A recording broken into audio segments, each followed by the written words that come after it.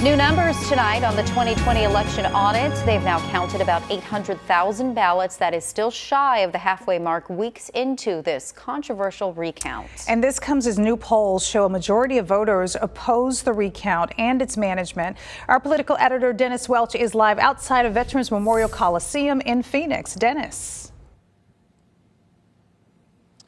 And this poll also speculates that support for this audit could carry with it some significant political backlash for those politicians, for those lawmakers who back it right now. And it also raises some serious concerns about the people, the officials who are overseeing this entire recount. Now, first of all, you've got 55% of likely voters say they oppose the audit, while 44% say they support it. Now, predictably, this all breaks down along party lines. You got 77% of those GOP voters who say they like this audit.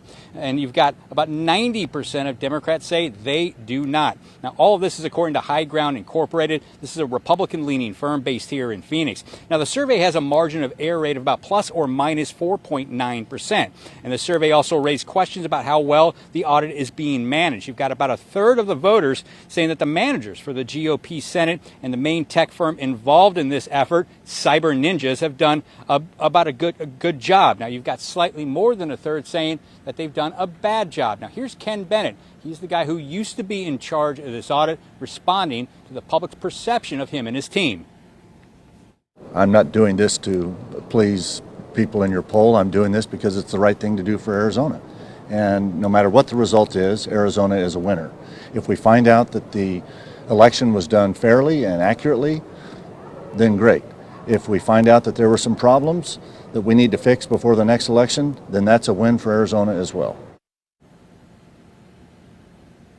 Now, the new man in charge of this audit for the Senate Republicans, Randy Poland, seen here on the left, said he did not know enough about this poll to comment. Now, as far as those political machinations go, the authors of this poll say that because it is so unpopular with the general public or the general voter right now, and it breaks down so hard by party lines, that for Republicans, supporting this audit could pay political dividends in the primary, but very costly for them in the general election next year. In Phoenix, Dennis Welch, Arizona's Family.